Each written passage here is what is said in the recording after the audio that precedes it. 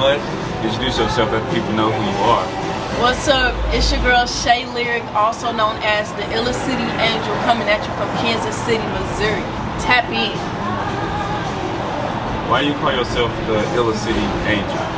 So, a nickname that Kansas City has is Illa City, and I like to see myself as like a light or a good thing that comes from the city, because we get such a bad rap for shit, and so I want to be like the angel of the town, like somebody positive, something good to come from the city. Yeah. So you say our city get like a bad reputation. Why is that?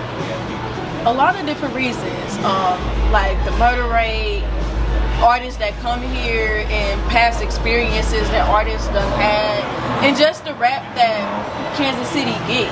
You know, like for example, like you can't go out unless something gets shot up, some stupid shit like that. Like, you know, but I want to be the light. I can relate to that. For me being from St. Louis, I definitely can relate to that. I know you can't. Look, that's why I was like, you see me. We see each other. Yeah. Next door neighbors. Hell yeah.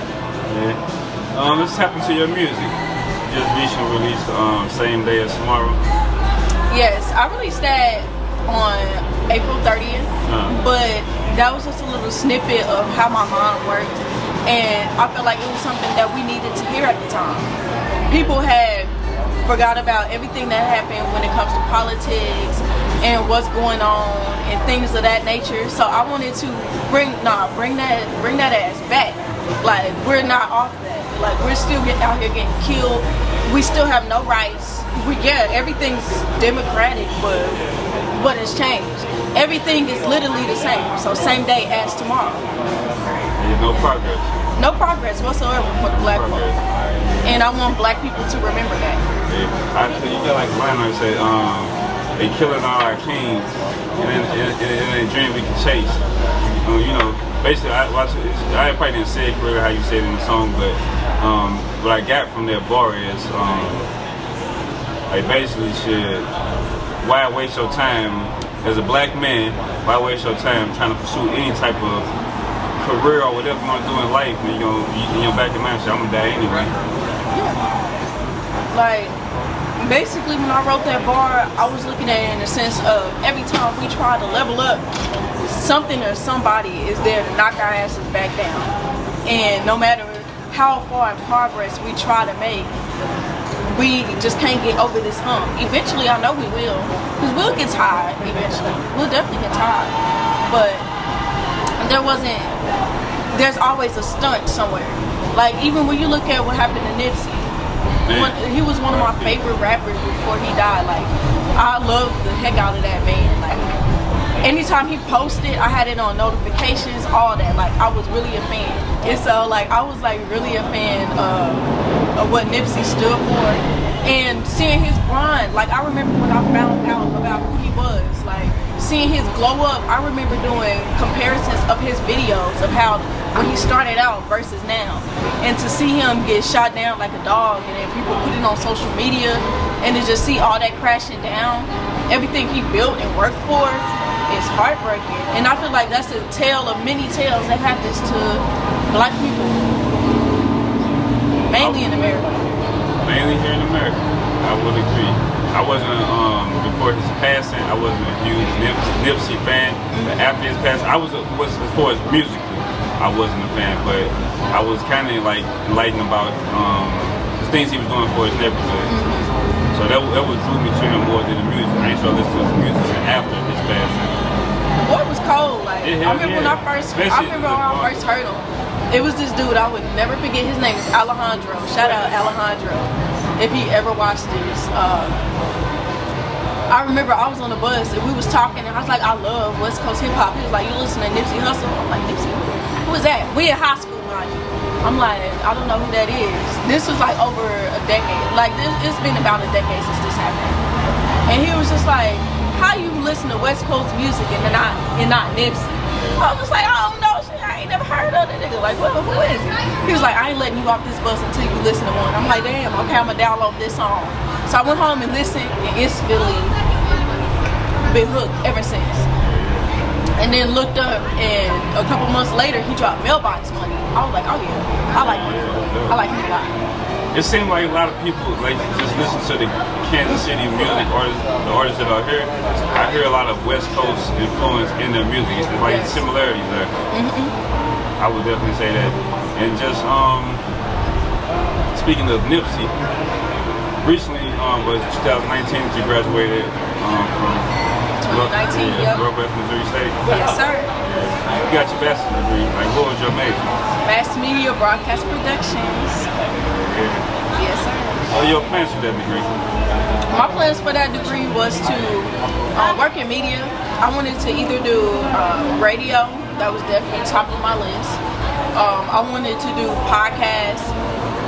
And even if it was things like creating sound bites, things of that nature, anything with sound, even considering audio engineer. But I found out, like, through that time of trying different things, music was really where my heart was, 100%. But doing mass media led to me doing music. So.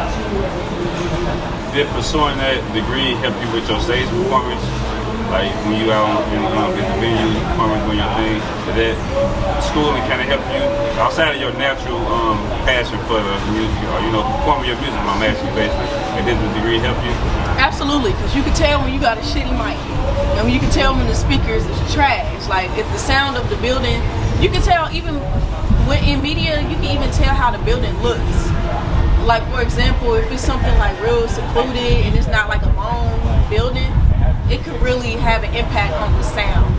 So you learn a lot about sound in school, which can help you if you're an artist. And even how to hold your mic and things like that, that helps. I never knew that. So I need to definitely tell you. Just what you doing, just doing what you do it, as a hobby, shit, something that you love, or something you probably been doing for a while. How did it feel to get nominated in the KC People's Awards? And I tell you, it was a feeling like you can't really describe. It was very blissful. I felt really good. Like I felt like I was actually recognized and noticed, because I put in a lot of time in learning my craft and perfecting my craft. And for people to really like fuck with me the long way like that, to where I made it as a finalist, I was so honored. I was really honored. That's really what it was. Like, thank you, Kansas City People's Choice Awards. Like, and that put a spotlight on me, to where people who didn't know who I was found out who I was, and it's just a wonderful experience. And to also just see Kansas City moving at our own heartbeat and really starting our own award show, and it's actually successful. Hats off to that.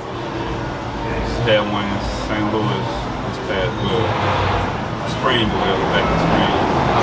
It was good, like you said, just to have the experience. But I don't think it was good because how they did it. It was somebody from outside just kind of coming in, trying to get, I feel like they were trying to get some quick money. It wasn't really that. It was just, it was a mess. But still, shout out to the winners. Congratulate them for winning their awards. For sure, congratulations. Are you a model? Like I see you do a lot of photo shoots. So people tell me I should model, so I started doing that. But it's more for like content, because I'm an artist. If you are an artist, you want to have a lot of pictures and a lot of content. A lot. But I also do like to model. Yes, I like to model. I haven't done any like runway and nothing like that. But I am open to like modeling clothes and stuff. You do it more so like promotional for us with the music, or like just trying to build up your following on Instagram, maybe. Yeah. Following on Instagram, building up content, like just drawing people in, pretty much. Yeah. Because the face card never declines. Yeah, that's happening. Like with just being like, I guess, somewhat in the industry of modeling. I know it's something that's people kind of debate about, kind of controversial in that atmosphere, is colorism. Don't get me started. Like, have you ever dealt with colorism just growing up as a dark-skinned woman? Oh, my whole life. My whole entire life since a child. Yes, that's embedded in my come up. Like, that's embedded in who I am to this day, because I'm able to actually see myself as something great when people try to like put me down and make me believe that I'm less than because I'm darker. I went through a lot due to colorism. I recently had somebody too tell me I shouldn't be as a, we go through it in music as well. If you notice, the most successful, like a lot of the successful female rappers that's popping right now, that's getting all the accolades and everything, are not, none of them are dark skinned, but the dark skinned girls is the ones who create the wave, or we're the ones who's like rapping, you know. Yes, I was gonna get into, like you said, like just listen to your music. It ain't no ABC rap. It's, you know, it ain't like no ass shaking music. No, it's like it's real music. It's complex, yeah. It's real music. And then I see that you got like a old school '90s bag, like even like your choice of beats and things like that. Hell yeah, definitely. I gotta. That's thanks to my daddy. My daddy. Your daddy. Yes, I love my daddy to death. Like, my daddy is the reason why I'm so fixated on '90s West Coast. Like, I love it. We used to ride around, like, let's say it's a Saturday around noon. We just riding. We're listening to Ice Cube, Tupac. Even though he ain't from the West Coast, Scarface. Just different '90s artists, and we just had a good time, and that stuck with me until I got older, and I was able to really transform into who I am to this day. Like, my daddy really had a big impact on why I am Shay Lyriq, the illest city angel, like right now. Like, and then, for example, and the reason why like we were so big on the West Coast music, mainly is because he remember when all the West Coast niggas came down here to Kansas City. He said he was like 12, 13 years old, pull up in raves, just took over shit, and became his big homies. Yeah, I would say I would say back in the '90s, it was a lot of gang influence, a lot of trap. It was more of the '80s. Yeah, same thing in St. Louis. There was a lot of West Coast people coming up, but more modern day St. Louis, more like South, like Memphis and maybe Chicago. We kind of share that atmosphere versus like I can listen, like even y'all music, it sound like I said more West Coast, like you get that vibe, like you listen to somebody from Cali or something. You would have thought it was a palm tree somewhere listening to artists. Man, that shit sound cool, smooth for me. I just listen to Don Till. That's one of the artists. I like Don Till music. He hard. Yeah. We got some really dope artists. A lot of dope artists just listen. So I'm just saying, I'm more drawn to. Just seeing you describe like just things you went through, experience that you had with your father. Just seeing how your eyes just lit up just talking about that. Yeah. Like for maybe young ladies growing up, regardless of the reason, like who may not have their father there, whether it's incarceration and people getting killed by murder, like how important is a father and daughter relationship? It's one of the most important aspects, and I feel like my dog Morgan can like relate to this as well. Like, she on my team, like she dope as well. But like a father's love is like no other, because you get to experience a man, before you go out there and get thrown to the wolves. Like, you're not just out there just looking crazy. Your daddy will put you on game. Your daddy, he'll tell you about some of the shit that goes on in the streets, things for you to look for, and then just a dope ass role model. Like, if you ain't something to where I could be like, my daddy will fuck with you, I can't do it. Nah, like, my daddy always gets the last word on everything in regards to like me when it comes to music. Like, if it wasn't for my daddy, I wouldn't be who I am today. I'm okay with being very feminine, but have masculine ways because of my daddy. Yeah. I love that. Yeah, I can understand that. But like you say, your daddy, more likely, like you said about, like, if you're interested in a young man, your daddy's gonna be the one like give you that okay, like Yeah. I bet you want somebody, not necessarily gonna give you that okay, because you can do what you want. Like my daddy. But basically what I took from that was that you can, your daddy, if he can't come close to what your daddy is or something like that, then your daddy, he show you the game. Look, if my daddy be like, that nigga a bitch, I would be like, damn nigga, you a bitch. Like, get the fuck out of here. That's it. Because my daddy one of the ones, like, my daddy, he chilled out now, but he was a test your temperature type nigga. And it's just like, I don't want, like, you gotta be a man to like really fuck with me. Yeah. You should. Just coming to a closing page, just leaving off with good advice.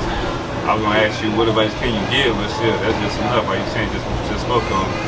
Let people know what they can find you on social media. Like maybe what you got coming up in store for your fans. Okay. So you can follow me on Instagram at Shay Lyriq, SHAYLYRIQ. It's Lyriq with a Q, not a C, not a QUE, just a Q.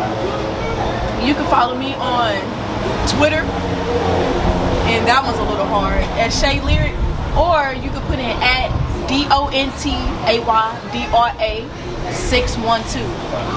That's my real name, Don Tadra. So if you look up Don Tadra 612, you will find Shay Lyriq. And I'm on Facebook. You can like my page, Shay Lyriq, SHAYLYRIQ, and I'm also on YouTube. You can subscribe to my channel, Shay Lyriq as well.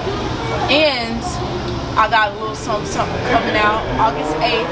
I will be dropping rat-tat-tat-tat, West Coast shit, Midwest shit, Kansas City, Illa City shit. You're going to be ready. You're not going to be, I can just tell you this. Hold on, let me take a little sip. I'm not these little rap bitches that y'all used to. I'm not finna just be out here, oh, shake my ass, pop my pussy. No, we got bars, baby. I'm out rapping niggas. That's just what it is. I does this. You gonna have to just pick it out for yourself. Check it out for yourself, because that's all I can tell you. You're not gonna be like, I don't know how to look. Shit, look. You're gonna be surprised when you hear the Illa City Angel. Like, you're gonna be surprised. You're not going to be underwhelmed. You're not going to be disappointed, because the girl is coming, and she is coming full force. So you definitely want to check me out on all streaming platforms. I'm on Tidal, I'm on Apple Music, I'm on YouTube, shit, I'm on SoundCloud. Whatever you want to hear me on, I'm on that motherfucker. So definitely hit me up. And then, you know what, I'm friendly too. Definitely hit a bitch up. If you want a feature, let's go. I'm running deals for $150 right now. You better get it while you can. Cause shit, the ticket going up. But yeah, rat-tat-tat-tat, August 8th, after the Kansas City People Choice Awards. Also, vote for your girl. As you know, I am that bitch. But that's all I got.